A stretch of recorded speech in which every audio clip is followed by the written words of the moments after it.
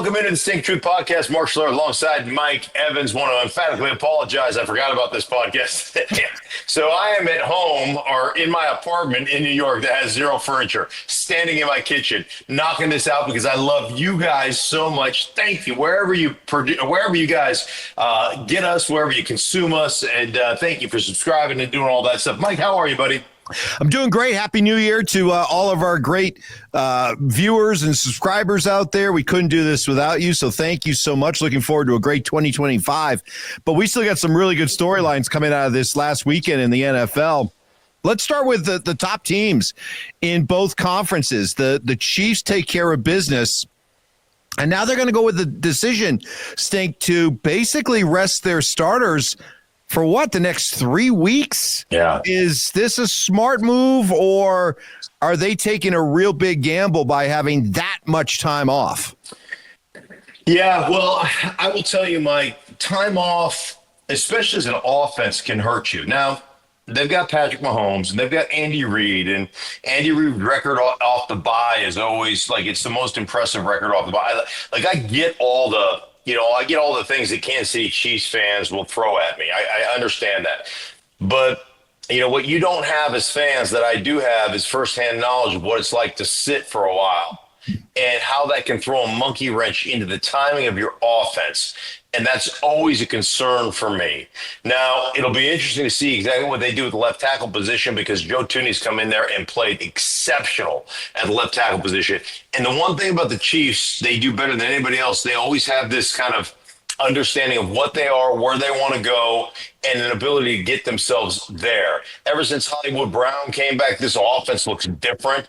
Xavier Worthy, and they've mentioned it. Andy Reid's talked about, well, it allowed us to put Xavier Worthy in the position that we naturally drafted him for, and now we can take Hollywood Brown and move him around, and Xavier's a rookie, doesn't have to do all that stuff. All those things being said, and they are, from a coaching standpoint, from an understanding standpoint, they're the best in the National Football League. That's why they're back-to-back champions. Bar none. I don't hesitate saying that.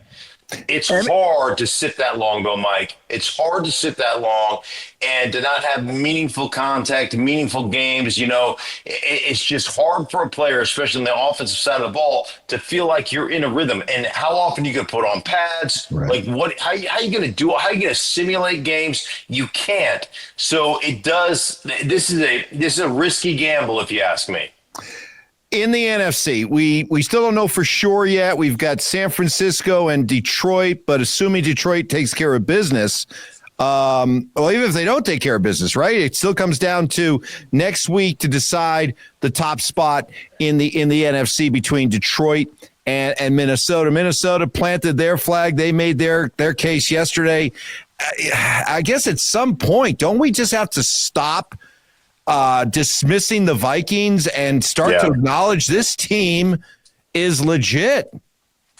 There is no question. I'll put, if you talk about just the way they're constructed offensively, okay, so they've got a really good offensive line. They've played well together. Aaron Jones has been really good. Yeah. Hawkinson, since he came back from the ACL, has been on a tear. He's been controlling the middle of the football field. They're two, whether it's Addison or whether it's Jefferson, I'll put those weapons against just about any weapons. I'd grade Philly with Saquon Barkley, getting them over the top better than Minnesota. But come on, after that, with the injury to what Detroit has and Dave Montgomery being out of the lineup, seriously, they may be the second best in the National Football League, just group of, I won't call them skill position players, weapons, okay? Just, they're awesome. And then defensively, what they were able to do, man, I thought they were so unselfish and so tied together under Brian Flores. His ability to blitz one edge, a simulated pressure off one edge, dropping guys on the other edge, whether they're stunting and everybody's staying and maintaining integrity as far as their rush lanes are concerned. Jordan Love never got out of the pocket. He never felt like a threat running the ball. He never felt like a threat moving and throwing the ball on the run. They had 2 explosive plays through 3 quarters. The longest 18 and a rush for, I think, 10. I mean, it's unbelievable. And if you say, hey, an explosive play in the passing game, which a lot of teams do, says 20-plus yards, then they had 1 explosive play in the first half. 1. Right. in the first three quarters. And like they got their explosive plays after Minnesota seemed to call off the dogs with about 6 minutes left in the fourth quarter. So, like, yes, you have to give them credit. You have to say, hey, this group is great. And oh, by the way, you and I talked about it on this podcast. And there are a lot of people who dismiss Sam Darnold. You know, Sam Darnold was my choice for the Denver Broncos in free agency to go get Sam Darnold and be able to draft Brock Bowers and say, hey, we're set. And obviously they went a different direction. I don't blame them for doing that. But I told you from day one, watch out because Sam Darnold's going to be really good. Now, did I expect him to be this good? Heavens, no. Like, this has been exceptional. And I don't know if you saw him just being showered with and carried on the shoulders in that locker room. This is why, for all those Giants fans that are pissed about Drew Lock leading them to victory, this is why it matters. It matters in the NFL. Winning matters. Having a losing culture matters. And no draft pick in the world just comes in instantly, I don't think, completely changes the culture. Now, you may argue Jaden Daniels in Washington and what he's been able to do, but as a football player, as a veteran in the locker room, most rookies, you understand this, you've been around long enough to know most rookies aren't worth a squirt of piss. So I don't give a shit who you draft. I don't. It doesn't matter to me. That dude is a player, and those guys recognizes game. You think they're worried about what J.J. McCarthy might do for them next year? They don't give a shit about J.J. McCarthy. J.J. McCarthy is dead to them. Sam Darnold is their guy. He's going to be the quarterback for the next 4 or 5 years. Like, they're going to sign him to a deal. Like, he is the guy. He's the official. You just watch that reaction in the locker room. He's their guy. He's the leader of that football team. Good for them. They found a guy. And that to me is awesome. So your message to Giants fans is, in the long run, you're going to be happy that you blew a chance at the number one overall pick? Is that your message? The Giants are going to screw that thing up anyhow. Like what makes you think the Giants are going to have the first overall pick and not screw the pooch on that one? You think the Carolina Panthers are happy about Bryce Young over C.J. Stroud? Like, no. So ultimately, like, you know as well as I do, the first round is such a crapshoot. Yeah. And you get enamored by numbers and athleticism and all those things. And ultimately, you know what really matters, Mike, is coaching. You get a guy that's got exceptional talent, you put him in a position to like I always say, if you put him in a position to fail, don't be surprised when he fails because you're the dumbass that put him there. But the coaching matters. Think about this. Sam Darnold gets tutored from Kyle Shanahan in San Francisco. Then he goes to the same offense, right? It's the exact same offense. The base root of that offense is exactly the same. Now, Kevin O'Connell does it a little bit differently with formations and personnel groupings than Kyle Shanahan does, but the root of it is identical. It's the West Coast offense. Kyle Shanahan, Sean McVay, Kevin O'Connell, they're all from the same tree, right? So Sam Darnold learns it for a year, and then he moves on to Minnesota, has a coach that understands it, understands the weaknesses and the strengths, and puts him in a position to succeed. Look at Baker Mayfield. Yeah. Baker Mayfield goes to Sean McVay, gets introduced into a legitimate NFL system, finds the things that he can do well, parlays that into a West Coast system with Dave Canales in Tampa, and look what he's doing now in that same type of system with Liam Cohen. So, like, the coaching stuff matters. And for me, with the Giants, like, you could sit there and say, we screwed up, we should have been the number one pick. Like, that stuff means so little to me. And I think most players and most coaches in this league know that most of those guys aren't going to come save your franchise. The Eagles, what a compelling situation they face now, one that you have a history with as well. Saquon Barkley went over 2,000 yards, and it is well within his reach to go and surpass Eric Dickerson for the most rushing yards in a season. But the Eagles are locked in to the number 2 spot. They can't move up. So, Mark, what do you do? Does Saquon Barkley play next week? Should he play next week? Yes, 100%. Man, that's history. And I know the ultimate goal is to win a championship. I get that. But because Saquon Barkley plays in that game or doesn't play in that game, comes out healthy or gets hurt, doesn't guarantee you a championship. Like, does it bolster your odds? Yes. With Saquon Barkley in your backfield, no question. But let me just tell you, man, watching that game and watching that sideline, you want to talk about MVP voting. I know it becomes a quarterback award, but who's more valuable to that locker room than Saquon Barkley? Who's more valuable to the culture of the Philadelphia Eagles than Saquon Barkley?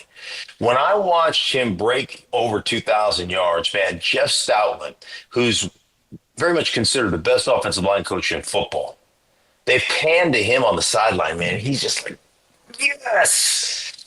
And everybody crowds around Saquon, and you can see he is that connective factor, right? He's that guy that brings offense together with defense. And like, there's always 2 or 3 guys in your locker room that add such value to the locker room as being connective tissue to the entirety of the group. And I feel like just watching that's Saquon Barkley. And then it comes down to this. You mentioned I have a history here. We went in 1998, Terrell Davis needed 170 yards to break 2,000. And he had a rib injury, and like there was debate on whether he would play or not. And, my thought process was, screw Terrell, man. This is important to me. This is important to us as a football team. And it was so cool because if you go back in history and you watch that, man, I think it was Bill Harple that worked for us. He was the administrator, he was the traveling secretary administrator. He did everything. Like, he was the grand poobah of all things Denver Broncos at that time. So he was in charge of everything. Anyhow, they had a grease board on the side of it. And every time Terrell would break one off for 12 or 15 yards, that guy's job was to, add up the total what he needed now and then flash it up. So he'd break one for 12, 15 yards, and we'd be yelling at the sideline like, how many does he need? How many does he need now? And the guy would flash up the thing, and we'd be like, all right, 120 more, let's go, And it was such a cool thing. But if you ask Terrell, and you and I had him on the radio show today, yeah, he knew how important it was to us as a group and how it was connective tissue for us as a group. So I think you go into this game and you say, hey, Saquon, we're going to do this, man. Let's do this together. And you say, we're going to go hell-bent for election this first half, and we're going to see where we end up. And if we got it, we're going for it. And if we don't, like if we get to the point where you've got 12 carries and you've got 22 yards, hey, man, it's a wrap. Let's make sure we're good for next week. But if we go into the half and you've got 12 carries and you've got 86 yards, you're damn right we're going to go get this thing. We're going to get it. We're going to put a pin in it, and then we're going to get your ass out of the game. I think it's important to everybody in Philly. I think it's important to the fan base. I think it's important to the organization. I think it's important. Yeah, I think the guy who's probably least important to is Saquon, but it's still important to Saquon. Yeah, I hear all that, and I get it, and I know why you have to go for it, and you have to have him play, but, man, all that stuff, connectivity, connective tissue and everything kind of goes out the door if he ends up getting hurt. I mean, you got to go for it, but everyone's going to be holding their breath on every single carry. Hey, listen, I get it. And you're going to be facing a bunch of 8-man boxes, which, everybody say, well, you're going to face these heavy boxes and that, which is a great thing because Philly knows how to run against those. Yep. And when you get those 8-man, there's a reason that Saquon Barkley has the yards that he has, because you get a bunch of those boxes which he faces every weekend, you pop one, and you're going to hit your head on the goal line. Right. By the way, for all of those who say, well, it's not really a record because Saquon is going to have 17 games to do it, and Eric Dickerson only had 16. Eric Dickerson had 379 carries in that quest or in that magical season of 2105. Right now, Saquon Barkley is 34 carries behind him. Yep. So he could do it, albeit 17 games. He could do it in less carries, which to me means it's a legit. There is no asterisk. Oh, he did it in 17 games. I'm sorry. He did it in less carries, meaning he had more yards per carry. Yeah, he's the champion. So pretty cool. It's pretty, anytime you approach history, it's a really cool thing. It's not the same hollowed kind of ground that baseball has, but this is pretty big. So his performance and what he's done and what he's poised to do, how does this change at all your MVP voting if you were handicapping the top 3 or 4 guys? So if we're talking about Saquon, Lamar Jackson, Josh Allen, and hey, I'm going to throw Joe Burrow in there because we watched Joe Burrow play from the Broncos perspective the other day. I've seen Lamar play this year against the Broncos. I've seen Mahomes play. I haven't seen Josh Allen play, but I don't know if you could play quarterback at a higher level than Joe Burrow's playing at right now. You can't. To answer your question, how do you get hit as many times as he got hit, sacked 7 times in that game, and come out throwing for 412 yards or whatever it was? I mean, crazy. What he is doing, and I've seen this. I'm like, well, whoever does that? Oh yeah, it was him that did that against Tennessee several years ago in the playoffs when he got sacked 9 times and still found a way to win. It's incredible, Mike, what he is doing. Now the record is not going to lend itself to him winning the MVP, but certainly you can make a compelling case for him. If Saquon wins, like the record, so Eric Dickerson finished second 3 different times. And so the 2 times his record, I think, was 10-6. And in 84, when he set the rushing record, he lost out to Dan Marino, who had the 5,000-yard season and the 48 TDs and blah. You know, the record just stood forever. And they were 14-2. The Rams were 10-6. So I get it, but the Eagles are right there, like that far away from the number 1 seed. They're not going to get the number 1 seed. But if Saquon sets the rushing record and the value that he has brought, by the way, A.J. Brown has missed time. Yep. Smith has missed time, right? You got Hurts has missed time. There's one guy that's been consistent in that offense the entirety of that season, and that's Saquon Barkley. And I wouldn't have any problem. As a matter of fact, you know my hatred for quarterbacks. I would vote for Saquon Barkley just to make it a non-quarterback, so a non-quarterback wins the damn award. But, yeah, you can make a very compelling argument that Saquon deserves it. All right, so acknowledging your bias, if you had to pick an MVP right now, it would be Saquon Barkley. I would probably go right now, like – this is if he breaks Eric Dickerson's record. All right, I'm talking about right now. As of right now, who's your MVP? I'd probably go Josh Allen. Yeah. Right now, I'd go Josh. I mean, and expectations play into this. I had high expectations for Lamar, Lamar, amazing game, incredible this, that, and the other. He threw it 15 times. There is that kind of voter fatigue / how much does Derrick Henry help him? How much does he help Derrick Henry? There's all that. The thing about Josh Allen is we all expected there to be a significant drop off with Buffalo this year. Lost, Stephon Diggs, lost Gabriel Davis. What are they going to do? Well, not only has he thrown, he's got 40 total touchdowns, but he has cured his turnover issues. He has been incredible. He'd probably get it for me right now.